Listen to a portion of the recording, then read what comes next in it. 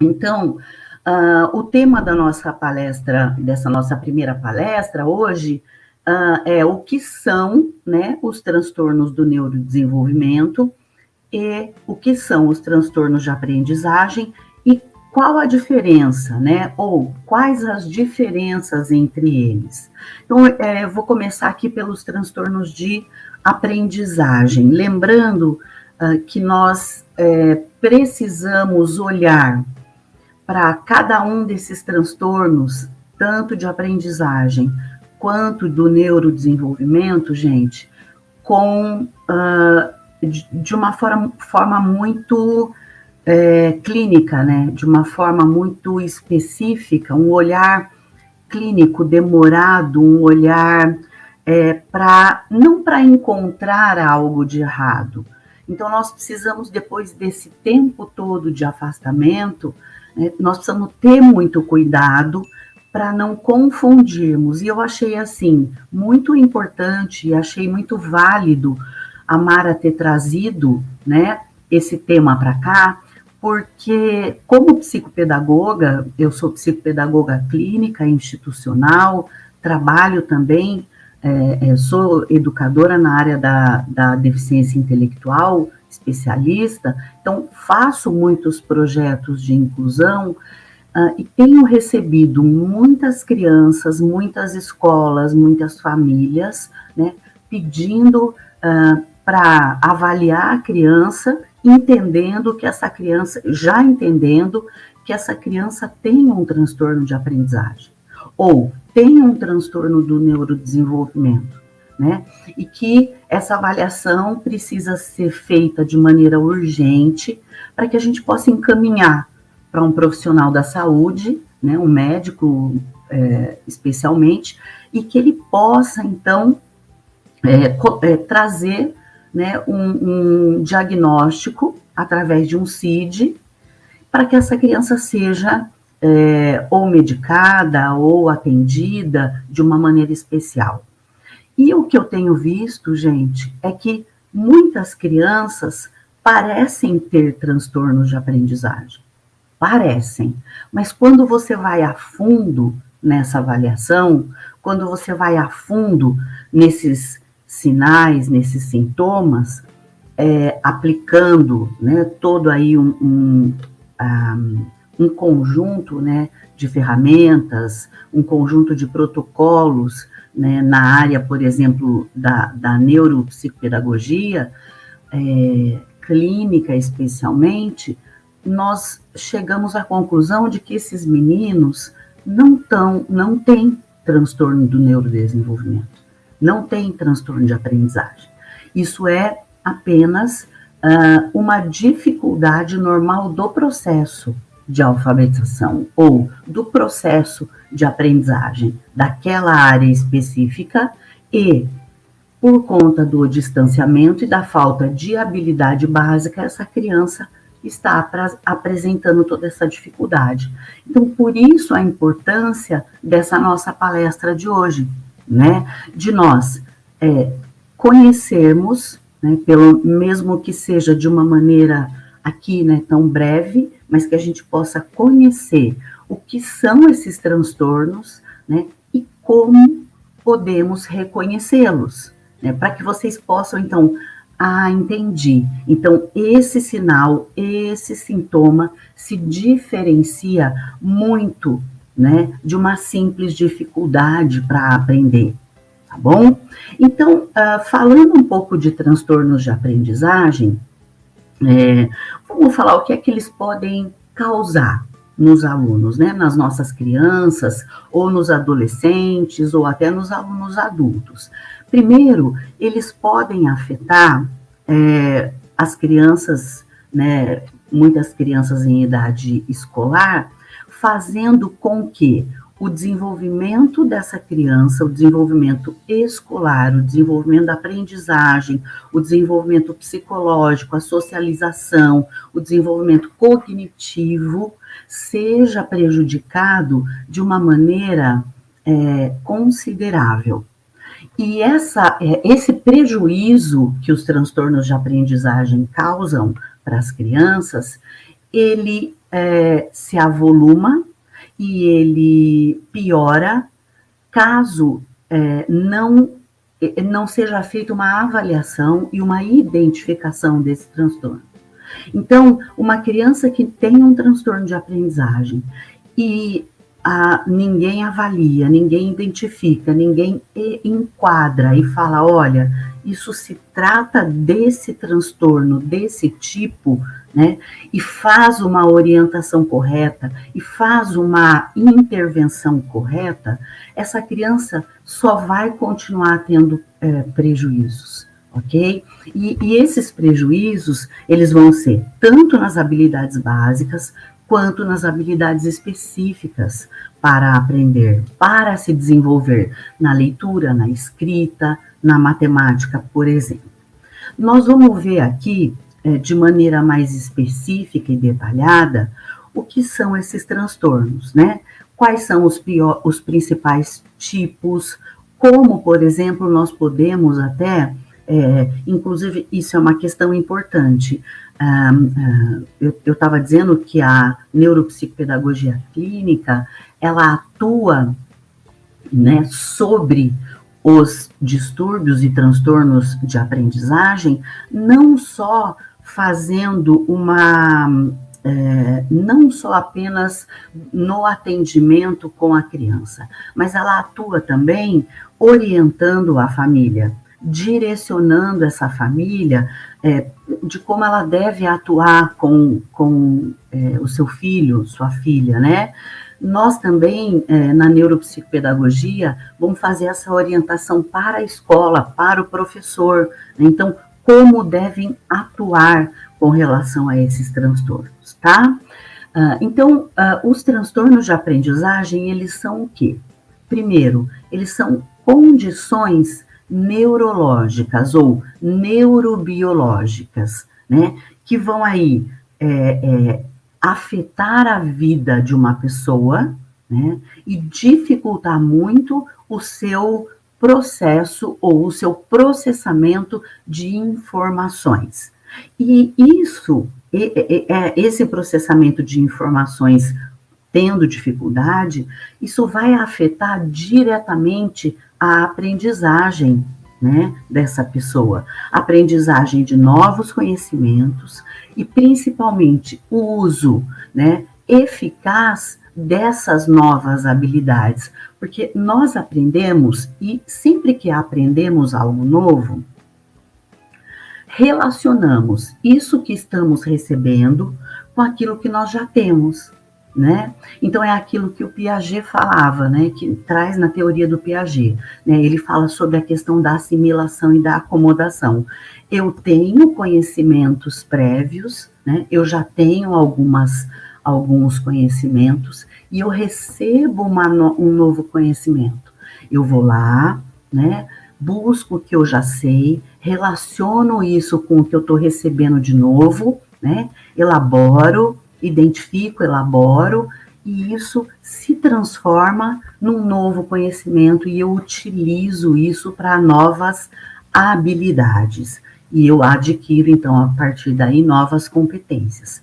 Então, nas crianças que têm transtornos de aprendizagem, vai existir uma grande variação, né, entre esses novos conhecimentos, e eles podem ser classificados, os transtornos, como leve, moderado ou grave, além deles poderem ser também, gente, de curta ou de longa duração, né? Uma questão importante, um transtorno de aprendizagem compromete, né, a nossa maneira orgânica de aprender. Eu gosto muito de dizer isso, né, para vocês. Muitas coisas, a grande maioria dos aprendizados, a grande maioria da nossa aquisição de conhecimento, nosso desenvolvimento, ele se dá de maneira orgânica, de maneira natural, sistemática. Então, a escola vai trazendo, o professor traz. Então, tudo aquilo que é colocado para a criança vai se dando, né, de forma sistemática, orgânica e natural, né? É claro que ninguém aprende sozinho, simples assim, né? Precisa de um investimento. Aprender é muito complexo, mas eu quero dizer que os transtornos, eles dificultam muito e eles impedem esse fator orgânico do aprender, esse fator natural do aprender. Por quê? Porque os transtornos de aprendizagem, eles causam impactos no desenvolvimento escolar e, em alguns casos, né, tem um risco muito grande desses transtornos não serem diagnosticados na infância, nem na adolescência. Alguns são diagnosticados lá na sua vida adulta. Então, carregam, né, toda uma dificuldade, todas as dificuldades que um transtorno de aprendizagem costuma trazer, e crianças e adolescentes, inclusive, carregam muita culpa por isso. Famílias carregam muita culpa por isso. E, por que não dizer, escolas e professores também. Eles sempre acham que a culpa é deles, né? E isso é uma coisa importante de eu dizer para vocês. Quando você conhece alguém, seja um aluno, seja alguém da tua família, seja um conhecido, é importante que você diga que, olha, não existe culpa com relação a transtornos e ao impacto que ele causa, né, no desempenho aí da construção de conhecimento dessas pessoas. Ninguém é culpado, mas somos responsáveis por isso. Eu costumo dizer que quem tem culpa, quem sente culpa, só fica se desculpando. Quem se responsabiliza, vai lá e faz, né? Traça, né, um plano B, um plano A, um plano B, um plano C. Olha só, segundo uma pesquisa realizada pela Associação Americana de Psiquiatria, gente, nós temos aí um percentual entre 5% e 15% das crianças, né, que estão na escola e que possuem algum tipo de transtorno. É isso que é muita coisa, né? De 5% a 15% é bastante. Pense aí na tua sala de aula, né? Pense aí na sua escola, por exemplo. E já adultos, né, que manifestam esses sintomas, fica em torno de 4%. Mas isso não significa que a pessoa seja menos inteligente ou seja mais incapaz. Não. Isso é uma coisa importante que eu tenho que dizer para vocês. Se a gente consegue fechar um diagnóstico de transtorno de aprendizagem, e quais são os transtornos de aprendizagem? Os principais transtornos de aprendizagem que eu vou trazer aqui para vocês hoje são a dislexia, a descalculia e a disgrafia. E essas são as categorias, né? As grandes categorias. Nós temos aí a disortografia, né? Temos as subcategorias, mas vamos falar aqui dessas 3 grandes categorias, que na verdade são classificadas pelo DSM-5 como perturbações da aprendizagem específica, né? E são 3 especificadores, né? Leitura, dislexia, escrita, disgrafia, matemática, descalculia. Então, crianças que são diagnosticadas com algum desses tipos de transtorno de aprendizagem, imediatamente nos faz eliminar a questão de uma deficiência intelectual. Por quê? Porque os teóricos, as pesquisas, né, todas confirmam, né, e nos dizem que uma pessoa que tem um transtorno de aprendizagem, ela não tem deficiência intelectual. Diferentemente de um caso específico, né, onde, por exemplo, vou dar aqui um caso muito específico, uma pessoa que tem uma síndrome rara, como, por exemplo, a síndrome de Williams, que é uma síndrome muito rara. Essa síndrome tem como uma das suas comorbidades, né, e que não é uma comorbidade que é na verdade, uma característica, da síndrome, a descalculia. Então, a síndrome de Williams, ela por si só causa a deficiência intelectual. E aí, de repente, você pode me dizer, Josi, você não falou que quem tem deficiência intelectual não tem transtorno de aprendizagem? Não, mas é no caso específico desta síndrome que eu estou falando. Esta síndrome tem como característica a descalculia. Ponto, né? Agora, alguém que tem uma deficiência intelectual e, de repente, não consegue ler, não consegue escrever, né, tem muita dificuldade aí com a matemática, com a leitura e com a escrita, ela não consegue por conta da deficiência intelectual. Não é por conta de um transtorno de aprendizagem, como dislexia, desgrafia ou descalculia. Isso é importante de dizer para vocês, tá? Cada indivíduo tem o seu próprio ritmo de aprendizagem, né? Então, ele tem pontos fortes em alguma coisa, pontos fracos em outra, e por aí vai. A orientação pedagógica e familiar é que vai dar o tom da evolução, do desenvolvimento no processo educacional dessa criança, desse adolescente, desse indivíduo, né? Se isso não acontecer de uma maneira bacana, o aluno pode ter sérios problemas com relação à sua autoconfiança, à sua autoestima, né? A maneira como ele se vê, né? No próprio desenvolvimento da sua motivação, né? O que pode levar, inclusive, essa criança, quando chega na adolescência, a fazer um abandono escolar.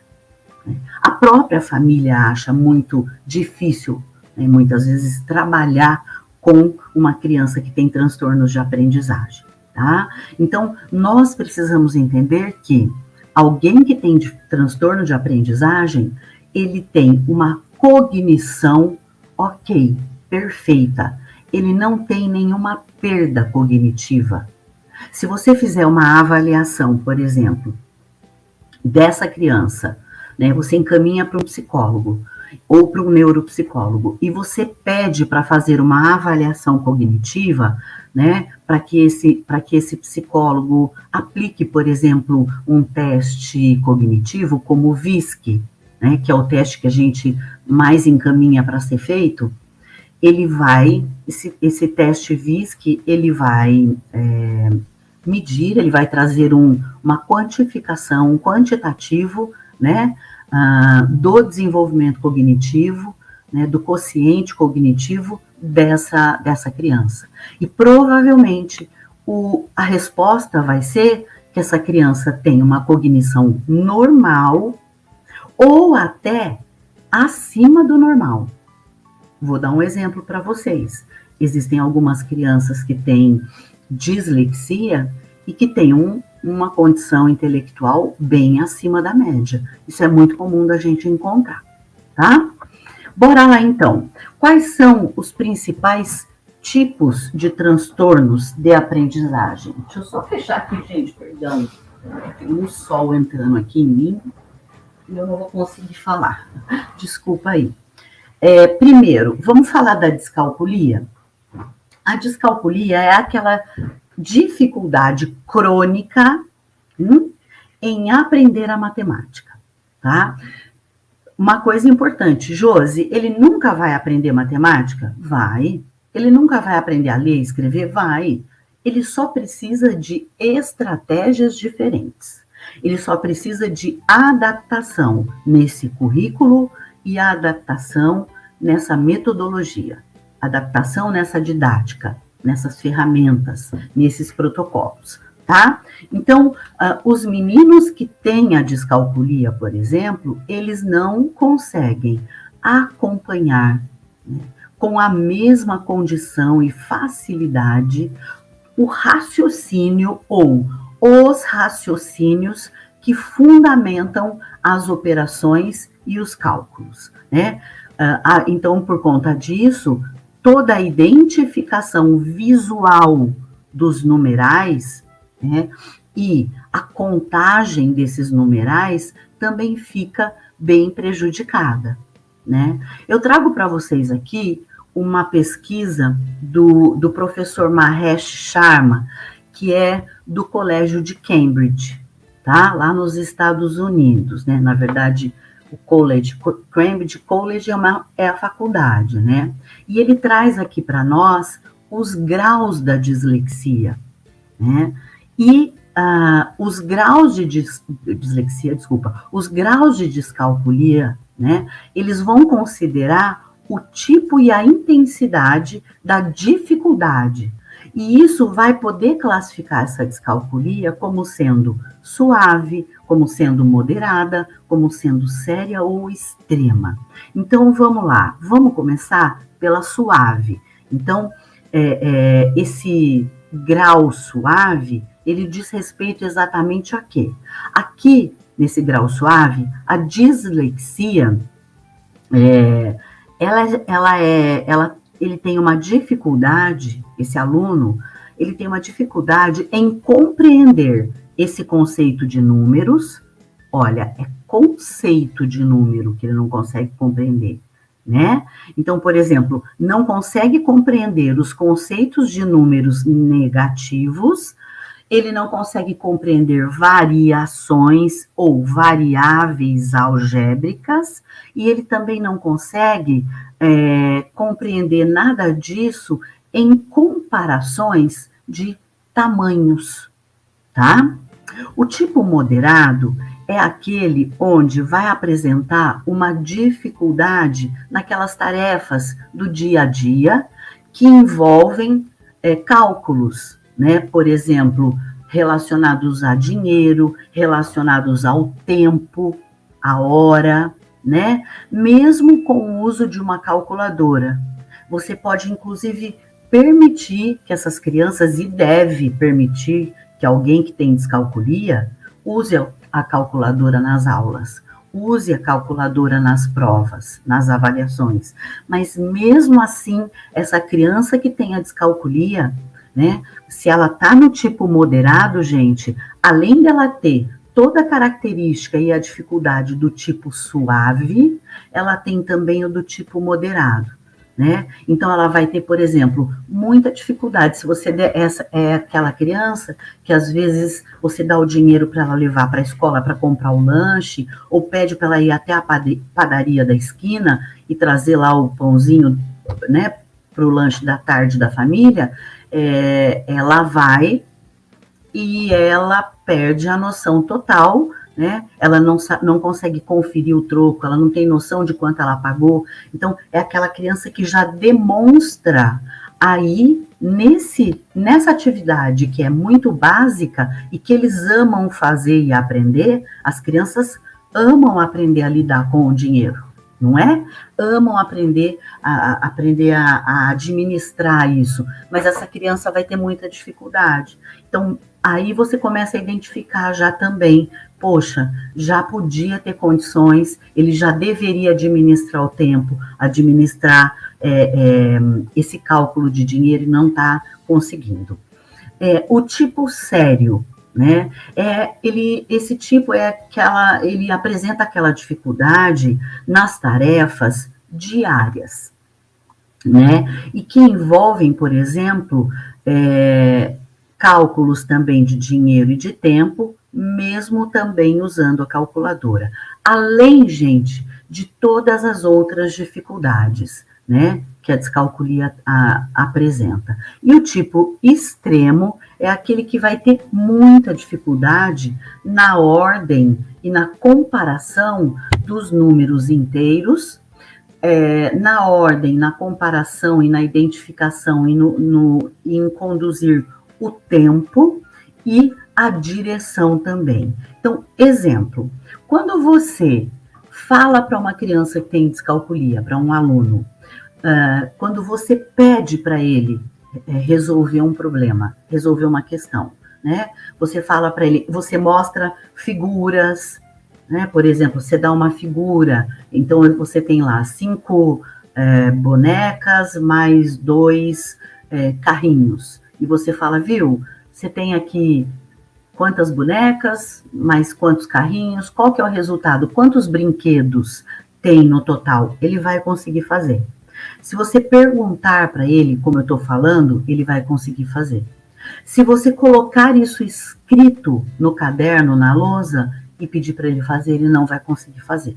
Então, a descalculia faz isso com a criança, tá? Lembrando que, quando nós falamos, né, desse transtorno de aprendizagem, da descalculia, é claro, gente, que eu aqui não tenho tempo para mergulhar com vocês, né, para a gente dar um mergulho de ponta nesse mar aí, que é maravilhoso, inclusive. Mas, assim, nós temos aqui um tempo muito curto, mas eu quero dizer para vocês que nós fazemos esse trabalho na formação dos nossos alunos aqui no Grupo Rema, e os transtornos de aprendizagem, eles são trabalhados de maneira muito profunda pelas nossas disciplinas. Então, por exemplo, com relação à neuropsicopedagogia, né? Então, você vai compreender, quando a gente fala nessa formação e nessa atuação, a formação em neuropsicopedagogia, ela te dá uma condição, inclusive, de entender por que esse cérebro, o que acontece com esse cérebro que tem descalculia. Então, a parte da neuro, ela traz isso para nós. E a parte da psicopedagogia clínica, ela vai nos mostrar, tá bom, então esse cérebro nasceu assim, porque o transtorno de aprendizagem, ele é neurobiológico, ele não tem cura porque ele não é uma doença, ele nasce com o indivíduo e ele fica com o indivíduo até o final da sua vida. Ele não impede que esse indivíduo tenha cognição ok, tá?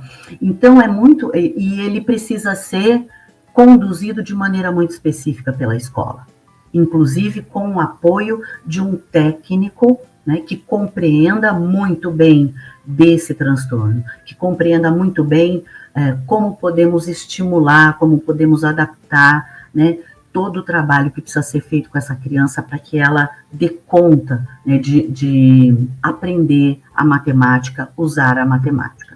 Então, as disciplinas aí do curso de neuropsicopedagogia clínica, elas são fundamentais para isso. Nós temos uma disciplina em especial que vai falar só de transtornos de aprendizagem, tá bom? Importante dizer isso para vocês. Disgrafia, vamos lá. Segundo tipo de transtorno, né, de categoria que é grande categoria. Ao contrário da descalculia, a disgrafia, ela vai afetar o quê, gente? As habilidades da escrita, tá? Aqui na disgrafia, a criança, ela vai ter muitas dificuldades para escrever.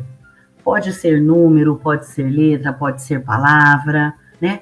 Além de ter muito problema com a ortografia, com a caligrafia. A criança ou o indivíduo que tem disgrafia, ele não consegue expressar no papel aquilo que está nos seus pensamentos, de maneira natural. Preciso dizer uma coisa aqui.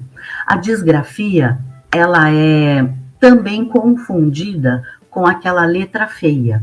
Mas até que ponto essa letra feia é letra feia mesmo?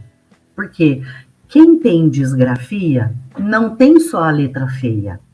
Ele tem também uma grande dificuldade nos elementos psicomotores, né? E nos elementos da psicomotricidade, como, por exemplo, esquema corporal, orientação espacial e temporal, lateralidade, são todos muito comprometidos, o próprio equilíbrio.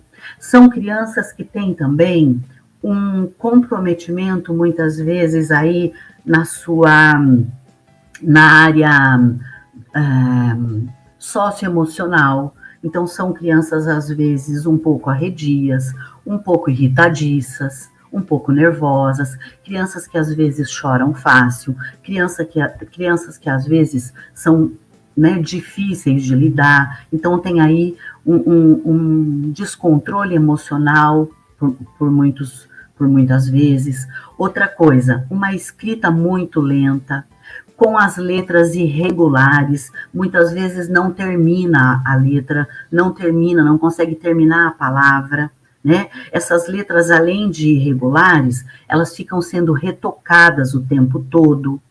E isso, né, a disgrafia, ela leva a uma subcategoria que é a desortografia. O que é a desortografia? Sabe quando a criança fica passando por cima, né? Então, muitas vezes ela escreve, não dá certo, ela apaga com a borrachinha, fica meio, né, meio ruinzinha, ela põe por cima, ela tenta o A, tenta o O. Então, a desortografia, ela é quase que um vício de quem tem disgrafia. Por quê? Ela surge para encobrir a dificuldade que a criança tem e que é causada pela disgrafia. Porque a disgrafia nada mais é do que a criança não lembra a grafia das letras. Ela não lembra a grafia dos números e das palavras. Este cérebro, este sistema nervoso central, veio com um defeito de fábrica que não permite que essa criança se lembre a grafia das palavras, das letras, dos números. E como ela não lembra, ela fica ali tentando disfarçar para que o professor não perceba, para que ninguém perceba. E quando ela consegue enrolar, isso é a desortografia, escrever tudo enrolado, tá? Como está aqui, por exemplo, o professor vai lá e fala muitas vezes, meu Deus, mas olha essa letra, mas que absurdo, parará. E essa criança, ele fala, apaga tudo. Olha só, vou escrever aqui e você copia. Essa criança, normalmente ela fala, ufa, eu não lembrava como era. Agora ela escreveu na lousa, é só eu copiar, né? Por quê? Porque esse cérebro não tem essa condição. Outra coisa, outro sinal de disgrafia, né? A criança sobe e desce a serra, como eu costumo dizer. Então, escreve tudo fora da linha, fora da margem, muita dificuldade na organização aí, tá? Do caderno e de todas as outras coisas, né? Eles têm uma desorganização geral do seu material e de tudo. Muito bom. Terceira categoria aí, grande categoria de transtorno de aprendizagem, a dislexia, né? A dislexia, ela também um transtorno que é identificado pela incapacidade ou pela dificuldade que a criança tem em ler e escrever, né? É um dos transtornos de aprendizagem mais comuns. A descalculia é o menos comum, é o que a gente menos vê. A disgrafia junto com a descalculia, os dois estão ali, né, batendo junto. E a dislexia é a que a gente mais encontra dentro das escolas, dentro das clínicas. Então, os neuropsicopedagogos clínicos têm avaliado muito dislexia, muito mais do que os outros transtornos. Uma outra coisa legal que eu lembrei agora, o curso de neuropsicopedagogia clínica, ele traz disciplinas práticas para quem faz esse curso. Então, você vai aprender a aplicar protocolos, né, avaliativos para identificar dislexia, disgrafia e descalculia. É muito lindo isso, porque você vai poder compreender, né, como se dá isso na prática e como avaliar, né, como aplicar esses protocolos e como interpretar esses protocolos, né, identificando e podendo trazer tanto para a criança quanto para a escola e para a sua família. E aí empreender uma intervenção. Então, a gente aprende no curso de neuropsicopedagogia clínica não só a avaliar, mas a avaliar para intervir. Porque não serve de nada fazer só uma avaliação, né? Um diagnóstico sem ter um encaminhamento para uma boa intervenção não faz sentido, tá? Então, esse é um dos transtornos mais comuns, onde a pessoa demora para compreender e reter as informações de uma maneira simples, tá? Uma característica muito presente na dislexia é a baixa atenção, a baixa concentração. Tanto que a dislexia, muitos profissionais, muitas escolas, muitos professores falam, Josi, acho que é TDAH. Acho que é TDAH do tipo desatento, né? Então, existem algumas confusões aí. Essa é uma outra coisa legal para dizer para vocês. Né? Lá, uma outra disciplina do curso que nós temos é essa, né? É específica para o TDAH. E, além disso, o disléxico, frequentemente, ele escreve as palavras de uma forma estranha, ele vai trocando letras, né? Ele troca um som pelo outro, né? E por aí vai. Muito bom. Agora, gente, o que eu tinha assim para trazer para vocês de maneira muito, né, rápida, mas de maneira muito clara, eu espero, sobre os transtornos de aprendizagem era isso. Lembrando que transtornos de aprendizagem não tem cura porque não são doenças. Tá? Não causam deficiência intelectual, não são consequência de deficiência intelectual.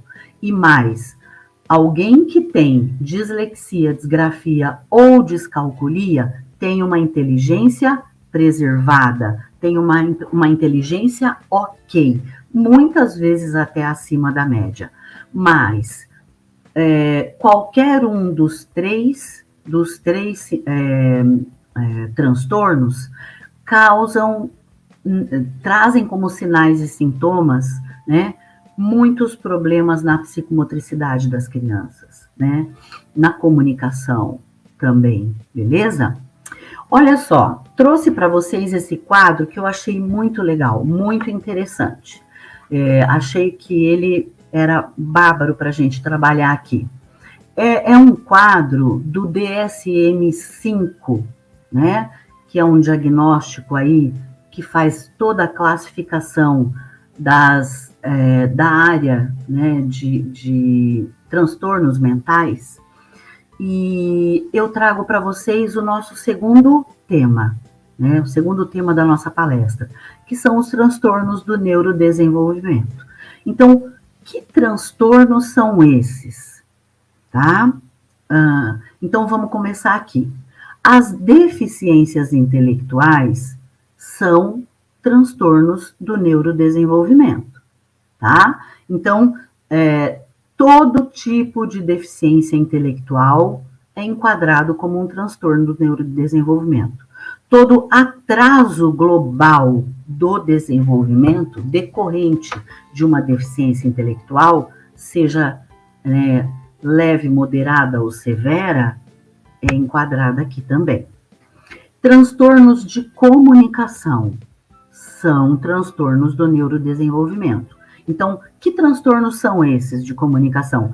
Lembrando, as deficiências intelectuais, nós vamos classificar aqui aquelas que são adquiridas, aquelas que vêm por meio de síndromes, todo tipo de síndrome, e aquela, por exemplo, também que vem por conta de uma paralisia cerebral, né, de uma anóxia de gestação, de parto, pós-parto, durante o parto também. Os transtornos de comunicação, transtornos de linguagem, transtornos da fala, transtornos da fluência, né, com início aí na infância, e os transtornos da comunicação social. Então, esses 4 tipos de transtornos da comunicação estão inclusos aqui em transtornos do neurodesenvolvimento, tá?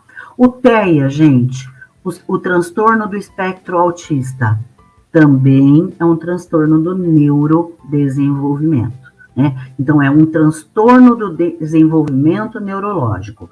O TDAH, ele é classificado como um transtorno do neurodesenvolvimento. Uma coisa importante, lembrando que o TDAH, né, tem uma nova classificação pelo próprio DSM-5, ele não é mais separado, né, como antigamente no DSM-4, que era TDAH, TDA ou só TDAH, né? Não, ele agora é o TDAH, ele pode ser do tipo desatento ou TDAH do tipo hiperativo impulsivo ou o terceiro tipo, que é o TDAH do tipo combinado. Além de desatento, é hiperativo impulsivo, beleza?